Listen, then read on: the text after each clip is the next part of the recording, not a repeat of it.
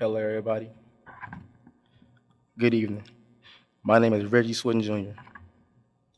I was only a baby when my father, Reggie Swinton, played professional football. But I heard amazing stories about his football career. I heard a lot of good stories about how good of an impact he made here in Murray State.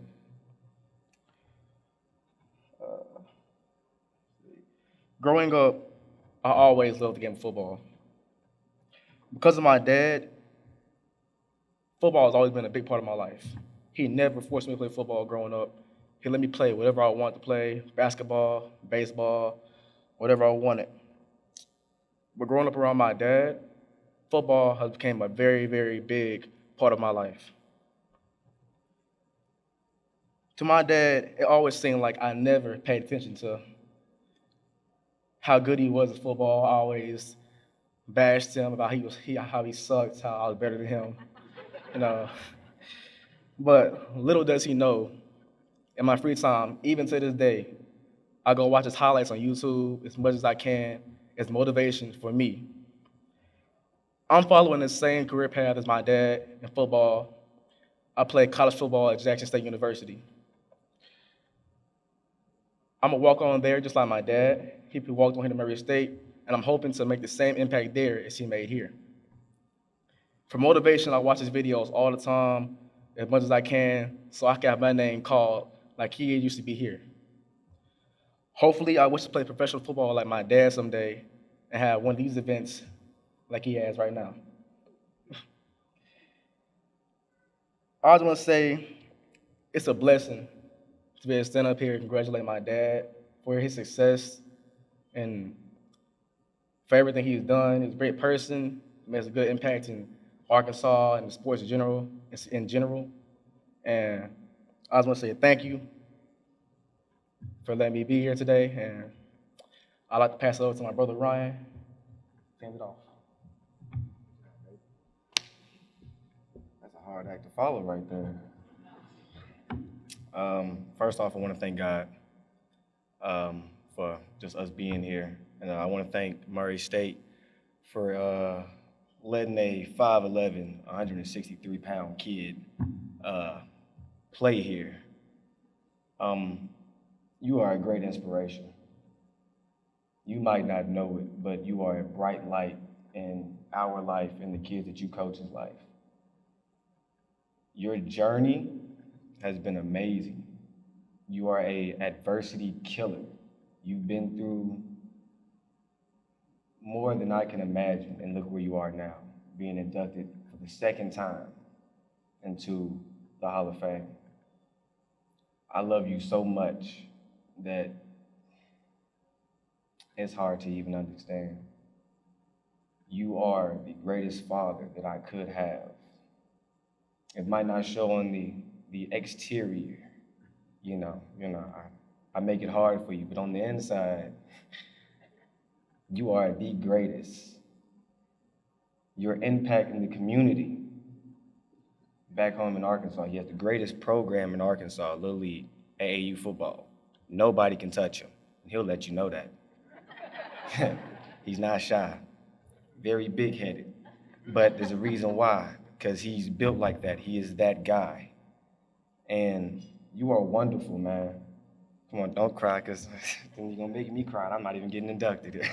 It is a great honor to call you my father. It was a great honor to see how big of an athlete that you were. I love you, Pops.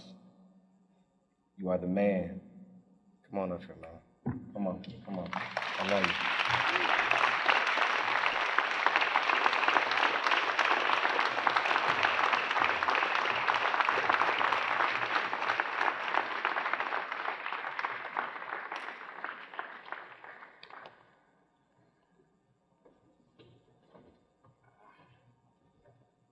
Ooh, this might be a good one. I said I wasn't gonna cry tonight, and I lost a bet. I lost $50. And the sad part is I bet it myself.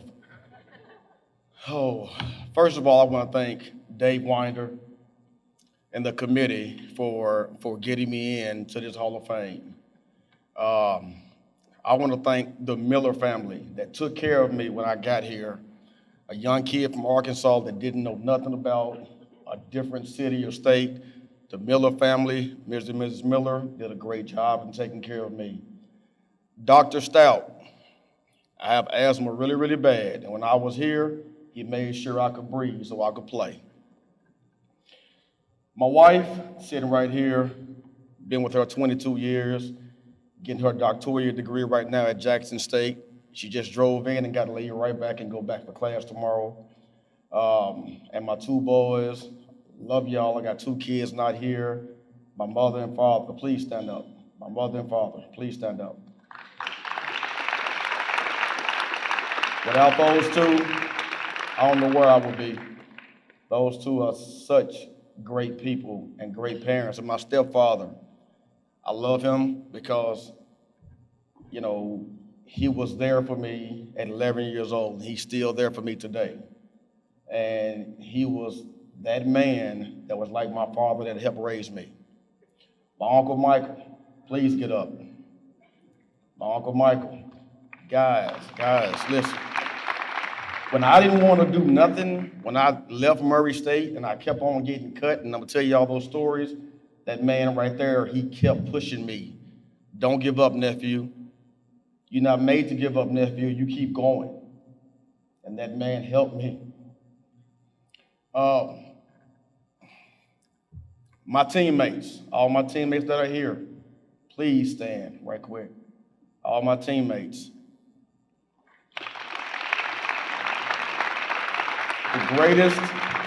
The greatest teams at Murray State, 95 and 96, those guys were part of that team. And I can tell y'all right now, there would be no me up here right now if it wasn't for those guys and the many guys who wanted to be here and it's not here. And to my quarterback, Michael Dean Cherry, what we called him. Mike Cherry was the man. And for those of y'all that did not get a chance to watch Mike play, there is no Reggie Swinton going into the Hall of Fame here. I wouldn't be going into the Garbage Man Hall of Fame if it wasn't for Mike Cherry. That man knew on third down to give me the ball. On third down, he was my money, and I was his money. And we both had a goal, get to the NFL. And we needed each other. And one guy that's missing was the third man, that's Jesse Jones. If y'all knew Jesse Jones, y'all knew if you double team me, Jesse was gonna bust you up for 100. If you double team Jesse, I was gonna bust you up for 200. It wasn't no stopping us. And we was called the Bomb Squad. To the man that got me here, one Sunday, I got a phone call from a coach named Danny Nutt. This is around the time when I was being recruited by Memphis State, by Arkansas, Tulsa, Washington, and I get a call one Sunday while I'm watching the Cowboys from Murray State. And I'm like, Murray State? Who are they? You know, because I'm thinking I'm going to go to some big-time Power 5 college. Let me tell y'all something. When God has a plan for you, it don't matter what you want, it's what he wants. So when I thought I was going to go to this big-time college and play on TV every single Saturday, God sent me right here to Murray State. And I came to play for a man named Houston Dale Nutt. And when I tell y'all that Houston Dale Nutt is a father like no other father that was not my real father, that man took care of me at this school. All the players called me his pet because every time I did something, they went and told on me, or he treated me like I was his son. Coach Nutt's a very special man. And any of his players right now would run through a brick wall for him. He left Murray State in '96 to go to Boise State. And when he left, that hurt. That hurt. Because that man right there, if you don't know him, you don't know him. My roommate in the back, Sean Nolan. When I first got to Murray State, Sean Nolan, he and I roommate together. And I was the only child that my mom had. So I grew up a bit selfish. and I get to a place where I got to come and share a dorm room with somebody and share a TV. And this is back when Murray didn't have, call waiting. So if your roommate was on the phone, it was busy all night long. And Sean stayed on the phone all night long. Sean, man, I love you. Let me tell y'all about leaving Murray State. This is a special place to me because when I got here, like I said, I didn't know what to do. I didn't know what to expect.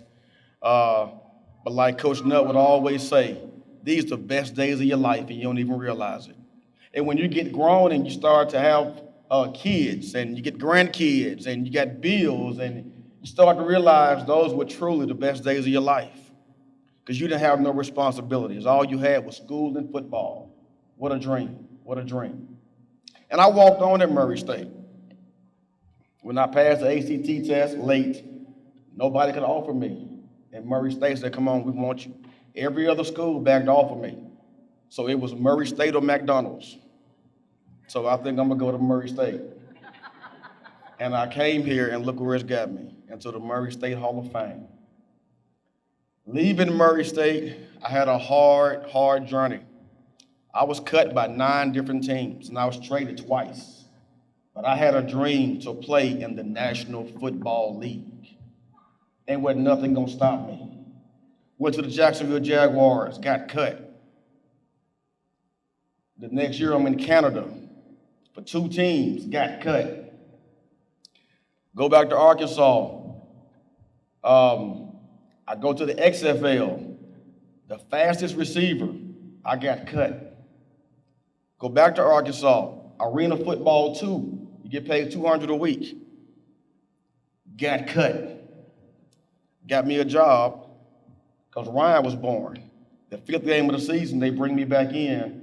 In the last 5 games, I had 85 catches for 1,500 yards and 37 touchdowns. That's when the Cowboys came a-calling.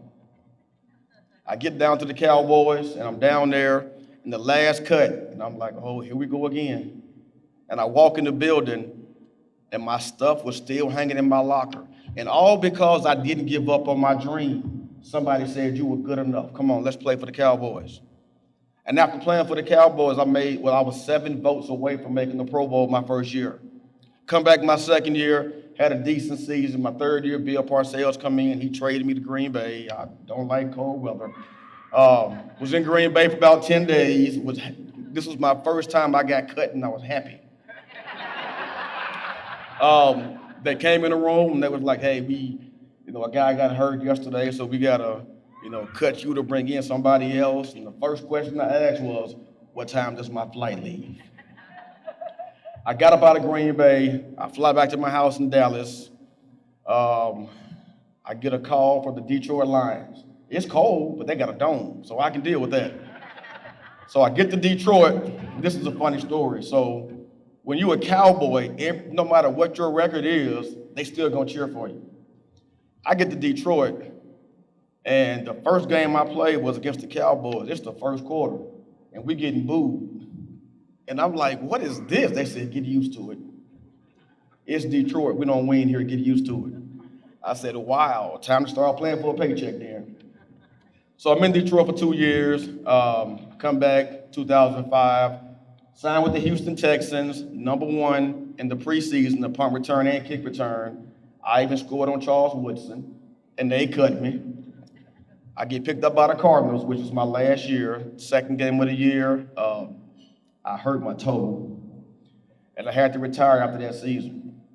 But I tell y'all what, that journey from going from Little Rock Central High School to Murray State, to all the FLs, the XFL, CFL, NFL, Arena Football League, to where I am tonight, that's all God. That's all blessings.